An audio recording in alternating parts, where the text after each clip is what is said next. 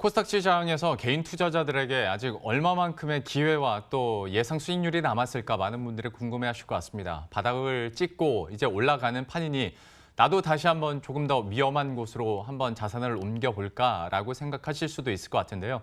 구체적인 투자 전략을 한번 세워보도록 하겠습니다. 하나금융투자 코스닥 벤처팀의 이정기 팀장과 함께합니다. 어서 오십시오. 네, 안녕하십니까? 안녕하세요. 네. 코스닥이 어쨌거나 6거래일째 계속 상승 흐름을 타고 있습니다. 네, 맞습니다. 좀 이런 흐름을 어떻게 읽고 계신지 상승에 대한 성격도 좀 분석을 해야 되니까요. 네네. 어떻게 보고 계십니까? 결론적으로 그 박스권이긴 하지만 그래도 우상향하는 박스권으로 보고 있습니다. 즉, 좀 불행히도 박스권이 아니고 계속 추세 상승으로 가야 되는 것이 더 바람직할 수도 있고 더 기분이 좋겠지만 예. 주도주가 좀 확실한 주도주가 뭐 IT 예전 같으면 바이오 그 중국 관련주들 이렇게 좀 큰 섹터의 주도주가 좀 있었으면 좋을 텐데 그렇지가 않은 것이 조금은 네, 그렇죠. 그 불편한 상황이고요. 그래서 그래도 여러 상황들이 긍정적이니 우상향은 하되 좀 박스권 우상향, 즉 저점에서 매수를 하고 고점에서 다시 좀 덜으셨다가 다시 저점에서 사고 이런 좀 매매가 좀 필요한 구간으로 저희가 좀 판단을 하고 있습니다. 그러니까 이제 기술적 반등은 넘어선 것 같고 네네. 그렇다고 추세 상승으로까지 가기는 좀 부족하니 주도주 대장주가 지금 뭐 큰 그쵸. 섹터가 없죠. 예. 5G가 물론 주도주 역할을 하고 대장주 역할을 하긴 하지만 뭐 그렇게 큰 섹터는 아니니까요. 시가총액 규모로 볼 때요. 예. 결국에는 뭐 제약바이오주들이 가든지 뭐 네, 그래야 그렇죠. 되는 상황인데 아직 이건 좀 그렇고 수급적인 측면으로 봤을 때도 사실 이걸 추세 상승으로 보기가 힘든 게 성에 안 차지 않습니까? 뭐 네, 매수세가 좀 들어와도 외국인과 기관 뭐 비슷한데 수급 상황에 대해서는 그러면 이걸 어떻게 또 해석을 해야 될까요? 일단 두 축 외국인하고 기관을 좀 나눠봤을 때요. 예. 그 외국인 수급이 좀 긍정적인 상황입니다. 외국인들은 항상 저점 매수, 낮은 밸류에이션에서 매수, 즉 뭐 풍부한 유동성을 바탕으로 해서 저점 매수 전략을 많이 가져가는 상황이고요. 그래서 나중에 결국에는 많이 주가 뭐 지수가 많이 올랐을 때 후행적으로 뒷걸 봤을 때 야, 외국인들이 이렇게 샀을 때 같이 따라 샀어야 돼라는 따라 살 거리라는 후회를 많이 하지 않습니까? 항상 하죠, 예. 네, 지금 그 국면인 것 같습니다. 사실은요. 외국인들 지금 비교적 계속 누적 매수세에서 이어진 상황이고요. 기관은 반면에 조금 부정적인 상황입니다. 수급이. 기관은 조금씩 계속 매도를 좀 하고 있는 상황이고요. 예. 다만 그 매도가 투신하고 특히 사모펀드에 좀 집중이 돼 있는 상황이거든요. 네. 사모펀드 뭐 다 아시다시피 일부 뭐 좀 많은 대다수 사람이 아니고 일부 그 개인들이 모여가지고 펀드를 조성해서 네. 운영하는 이런 사모펀드에서 매도가 좀 나오고 있는데 예. 뭐 다 아시겠지만 코스닥 벤처펀드 네.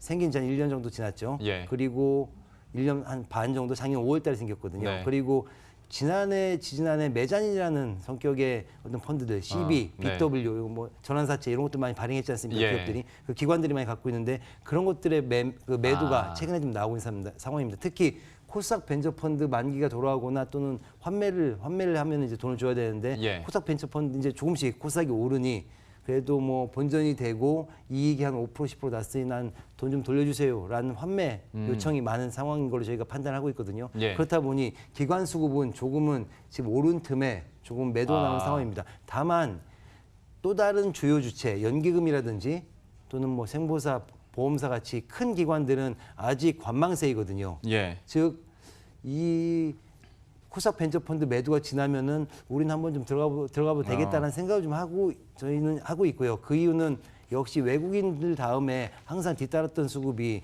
연기금 수급이었거든요. 예. 그렇기 때문에 뭐 그런 시기적인 것과도 맞물려서 연기금은 조금은 관망을 하다가 뭐 다른 기관들, 사모펀드나 투신의 매도세가 좀 끝난다면은 아마 바로 좀 진입하지 않을까라는 생각입니다. 연기금은 지금 코스피 시장에서 사느라고 정신없는 것 같습니다. 예. 그래서 더 코스닥에 대한 기대가 큽니다. 코스피를 다음에. 어느 정도 산다면은 그 다음에는 중소형주 좀 매력적이지 않나라는 생각을 하고 뭐 들어올 거라는 예상을 하고 있습니다. 그러니까 요즘에 나오고 있는 기관의 매도 물량도 시장이 뭐 안 좋아질 거다라는 전망 때문이 아니라 그런 뭐 전환사채랄지 사모펀드에서 나오는 중간 이제 수익 실현을 위해서 한번 물량이 나오는 거고 이외에 조금 더 적극적인 특히 연기금을 중심으로 한 매수세도 나올 수 있다라고 전망을 해주셨는데 그러면 이제 중요한 건 이 돈이 어느 쪽을 향할 것이냐일 것 같습니다. 매력적인 업종들도 몇 가지 보도록 할 텐데 제약바이오주에 대한 불확실성이나 변동성이 너무 크니 요즘에는 뭐 컨텐츠도 얘기를 많이 하고 IT 부품주에 대해서도 기대를 많이 갖고 있습니다. 네네네. 갤럭시 맞습니다. 폴드 관련해서도 그러니까 물량 자체가 그렇게 많은 건 아니었으나 그래도 네네. 1, 2차 모두 완판됐다고 하니 네, 맞습니다. 또 기대감이 크거든요. 어떻게 보십니까? 네, 뭐 전반적으로 IT 쪽 말씀을 좀 많이 해주신 것 같은데요. 네. IT를 좀 잘게 나누어서 IT 세부 섹터별로 좀 말씀을 좀 드리겠습니다. 예. 뭐 아시다시피 반도체 장비, 비메모리, 뭐 OLED, 그리고 너무 많죠. 폴더블, 네, 네. 뭐 한 뭐 대여섯 가지 정도 되죠. 2차 예. 전지도 사실은 뭐 크게 보면은 IT에 포함되어 있고요. 예. 뭐 좀 나누어서 지금 이렇게 말씀드린 것들을 나누어서 좀 말씀을 드린다면요. 일단 OLED는 가장 중단기적으로 가장 좋은 섹터이지 않을까 생각을 하고 있습니다. 당장 모바일이라든지 TV에 많이 좀 쓰이고 있는 상황이고요. 예. 뭐 경쟁력도 가장 큰 섹터입니다. 그래서 OLED 관련주들, 뭐 ICD라든지 뭐 이런 회사들은 지속적으로 관심 있게 보셔도 중단기적으로 즉 예. 뭐 3개월에서 6개월 이 정도 보셔도 아주 뭐 좋은 수익률을 가져올 수 있지 않을까 하는 생각을 하고 있습니다.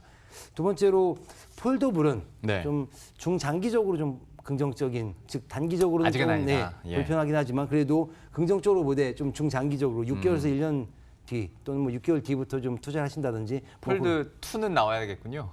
그렇지 않을까라는 생각을 네. 하고 있습니다. 지금 시행착오 구간이지 않습니까? 그렇죠. 예. 시행착오 구간에서는 사실은 변동성이 주식도 커지거든요. 네. 그렇다면은 조금 그리고 어느 벤더들이 정말 안착을 하는지 그걸 봐야 되거든요. 지금 뭐 테스트 물량이 들어가는데 투자를 했더니 테스트 물량만 들어가고 그 뒤에는 본격적인 물량은 못 들어가고 이렇다면은 사실은 불편해지거든요. 그렇죠. 투자하거나 아니면은 회사들이건. 그래서 폴더블은 좀 중장기적으로 좀 보시는 게 긍정적이나 중장기적으로 좀 보시는 게 좋을 것 같고요. 예. 좀 보수적인 쪽도 좀 말씀을 드릴게요. 네. 반도체 장비나 비메모리는 조금 보수적으로 좀 보셔야 되지 않을까 하는 생각을 하고 있습니다. 왜요? 여기로는 그런데 약간 어떤 뭐 투자 계획은 있지 않습니까? 네, 맞습니다. 그렇긴 한데 뭐 중국의 본격적인 투자 뭐 이런 것들이 약간 불편한 상황입니다. 그래서 경쟁 심화라든지 예. 그리고 뭐 가격도 지금은 조금은 이익이 급히 증가할 만큼 뭐 가격이 좋은 상황은 아니고요. 뭐 중국에서의 문제가 가장 큰 것 같습니다. 네. 그래서 반도체 장비나 비메모리는 조금 보수적으로 뭐 엄청난 보수적으로 보진 않으시더라도 예. 조금 보수적으로 보시는 게 좋을 것 같고요. 예.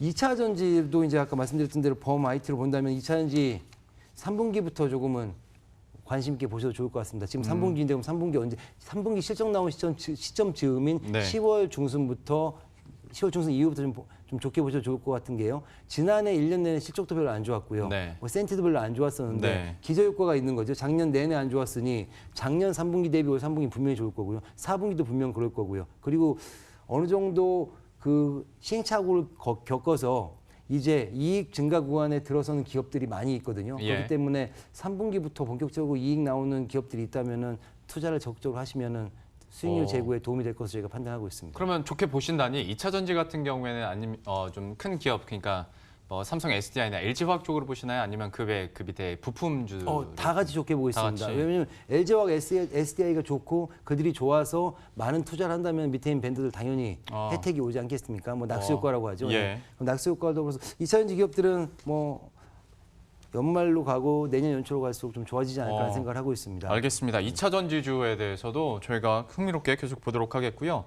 뭐 IT 부품이나 소재 장비 얘기하다 보면 당연히 국산화 얘기는 짚고 넘어가야 될 것 같아서 네네네. 여기에 따른 이제 실제적인 수혜가 좀 나와야 실적도 잡히고 네네. 주가도 추가적인 상승이 가능할 것 같은데 좀 네. 어떻게 보십니까? 두 가지 뭐 시간이 많지 않기 때문에 요약해서 말씀드리자면 두 가지를 좀 봐야 되는데 기술력하고 숙련도인데요. 예. 기술은 R&D 능력은 어느 정도 되는 기업들이 나오고 있습니다. 그런데 숙련도 뭐 숙련도라 하면은 뭐 좀 어려운 말로 수율이요. 예. 뭐 수율이라고도 하는데 내가 단위 시간당 얼마나 완벽한 제품을 많이 만드느냐 예. 또는 뭐 실수 없이 만드느냐 뭐 이런 숙련도가 아직 부족하거든요. 이제 시작했으니까. 예, 뭐 예를 들어 일본 예전에 우리가 수입했던 일본 제품들은 뭐 1시간당 뭐 10개씩 만든다면 우리는 뭐 10개 만들었는데 3개는 불량품이고 이럴 수 있지 않습니까? 네. 기술력은 뭐 이미 다다랐다 하더라도 네. 그런 것들이 조금 아직은 뭐 보수적인 상황, 좀 불편한 상황이기 때문에 조금은 지금 뭐 단기적으로보다는 좀 중장기적으로 보시면 좋지 않을까라는 생각을 하고 있습니다. 예, 국산화와 관련된 IT 얘기해봤고요. 항상 매력적인 업종 꼽아달라고 하면 전문가들이 모두 공통적으로 말하는 쪽은 5G가 아닐까 싶습니다. 맞습니다. 네. 5G에 대해서는 어떻게 보세요? 저 역시 굉장히 긍정적으로 보고 있고요. 기업들이 주가가 3번 정도 오르는데 처음에는 이제 모멘텀으로 이야기가 나왔을 때 한번 오르고요. 예. 그 다음에 그런 이야기들, 모멘텀이 실제로 매출로 반영이 되는 예. 매출 증가 구간에 한번 오르고요. 네. 마지막으로 이익 증가 구간, 매출이 굉장히 커져갖고 이제 이익이 나기 시작한 구간에 주가가 마지막으로 아주 제일 많이 오르는데 지금 5G는 그 구간에 있는 것 같습니다. 매출 네. 증가는 이미 다 되었고요. 이익 증가 구간에 들어선 기업들이 많이 있습니다. 그렇기 때문에 5G는 뭐 높은 기술력이 있죠. 그 높은 기술력을 바탕으로 고객들의 신뢰도가 굉장히 높습니다. 뭐 KMW하고 노키아의 관계도 그렇고 다른 예. 뭐 기업들 클라이언트랑 뭐 그 우리 기업들과의 관계도 그렇고 그렇기 때문에 우리나라 기업들과의 관계예요. 그렇기 때문에 뭐 5G 기업들은 당분간 뭐 중국 투자 얘기도 나오고 중국에서 그렇다면은 뭐 내년까지도 내년 내내까지도 5G는 관심 있게 봐야 될 업종이지 않을까라는 생각을 하는데 반면 이미 많이 오른 기업들이 많이 있지 않습니까? 그쵸, 예. 틈새 기업들 좀 찾으셔야 되지 않을까라는 생각을 하고 있습니다. 또는 많이 안 올라와서 이제 새롭게 뭐 좀 이익이 나거나 이런 기업들. 그래서 계속 공부를 더 많이 해야 되죠. 왜냐면은 예전에는 그냥 범용한 기업들 또는 많이 회자된 기업들 사면 됐었는데 그랬죠. 그런 기업들은 이미 지금 너무 많이 올랐거든요. 예. 뭐 용기가 있다면 사겠지만 그 용기보다는 차라리 공부하시는 용기를 내는 게 그래서 새로운 기업을 좀 발굴하시는 게 더 좋지 않을까라는 생각입니다. 워낙 5G에 대해서 많은 전문가들에게 듣다 보니까 잘 기억이 안 났다가 그 팀장님 얘기를 들으니까 그때도 비슷한 말씀 해주셨던 것 같아요. 지금은 이익이 창출되는 그 구간이다. 네네. 그러면서 너무 많이 올랐으니 조금 저평가된 기업들을 한번 노려보면 5G는 충분히 매력이 있다라고 얘기를 해주셨는데 다시 한번 비슷한 투자 의견 또 얘기를 해주셨고요. 이번에는 역시 또 하나의 대안으로 계속 얘기가 됐었던 컨텐츠 관련주에 대해서도 한번 얘기를 해보도록 하죠. 어떻게 보십니까, 여기는? 어제 엊그제 좀 많이 올랐죠. 정부에서 좋은 이야기도 많이 하셨고요. 예. 뭐 저희는 콘텐츠 기업들 아주 긍정적으로 보고 있습니다. 왜냐하면 넷플릭스발 뭐 다 아시는 내용이죠. 넷플릭스발 호재 때문에 그렇고 네. 넷플릭스발 호재라 하면 넷플릭스에서 또는 그 비슷한 OTT 박스 회사들이 많은 콘텐츠들을 요구를 하고 있거든요. 네. 우리 빨리 장사해야 되니 콘텐츠 좀 만들어줘. 당연히 콘텐츠 만드는 회사들 실적들이 좋아지겠죠. 예. 많은 콘텐츠들을 클라이언트들이 요구를 하니까요. 네. 그래서 뭐 드라마 제작사라든지 아니면은 CG 만드는 기업들 관심 있게 보시면은 역시 투자 수익률 제고에 큰 도움이 되지 않을까라는 생각입니다. 각 OTT에서 또 오리지널 컨텐츠의 중요성을 강조하고 있기 때문에 여기에 대해서 컨텐츠 제작 업체들 중요하다라고 얘기를 해주셨는데 그래도 몇 개가 있지 않습니까? 네네. 하나만 꼽아주시겠어요? 괜찮을까요? 네네. 드라마 제작사 중에서는 뭐 아주 대기업 중에서는 그 대형 중에서는 스튜디오 대고 뭐 누구나 다 뽑는 역시, 기업이지만 저희는 뭐 그 코스닥 벤처 그리고 중소형주 팀이니까 저희는 네. 초록뱀이라는 기업 가장 관심 있게 초록뱀. 보고 있고요. 예. 그리고 CG 관련 기업 중에서는 위즈윅 스튜디오 관심 있게 보고 있습니다. 위즈윅 스튜디오는 전문가들이 얘기 많이 하더라고요. 네, 맞습니다. 여기에 대해서도 한번 저희가 계속 지켜보도록 하겠고요. 마지막 질문이 될 것 같은데요. 이제 코스닥에 대해서 상승 추세를 이어가고 있지만 이게 뭐 평생 계속 상승할 수는 없는 거고 네네네. 앞으로 남은 변수들이나 그러면 여기에 따른 투자 전략 좀 어떤 그림 그리고 계십니까? 연말에 양도세 이슈 분명히 나올 거고요. 대주주들 매년 나오니까. 그런데 네. 뭐 많이 연중에 많이 오르면은 그 차익이 있기 때문에 또 지분율도 높아지고 평가금도 높아지기 때문에 매도 물량이 많을 텐데 올해는 그렇지 않았지 않습니까? 그러게요. 그러니까 네. 비교적 그 이슈는 덜하겠지만 그래도 분명히 나올 거고요. 그래서 연말 즈음에 좀 그 이슈 비롯해서 여러 가지 이슈로 좀 연말만 조심한다면은 뭐 9월 10월은 조금은 세이프한 상황이고요. 부정적 이슈들 다 나온 것 같고요. 네. 그럼 다시 연말 조심하고 연초에 재차 가지 않을까라는 생각입니다. 그 연초의 모멘텀은 아마도 총선 이슈라든지 이런 것들이 되겠죠. 뭐 총선 때문에 총선 관련주라 사실한 건 아니고요. 총선 이슈 때문에 정부에서 뭐 부양하는 것들도 많이 생기고 뭐 그렇지 않을까라는 생각이거든요. 예. 그렇기 때문에 뭐 지금 그리고 연초가 좋은 시기지 않을까라는 생각하고 있습니다. 연말에 좀 조심하시고요.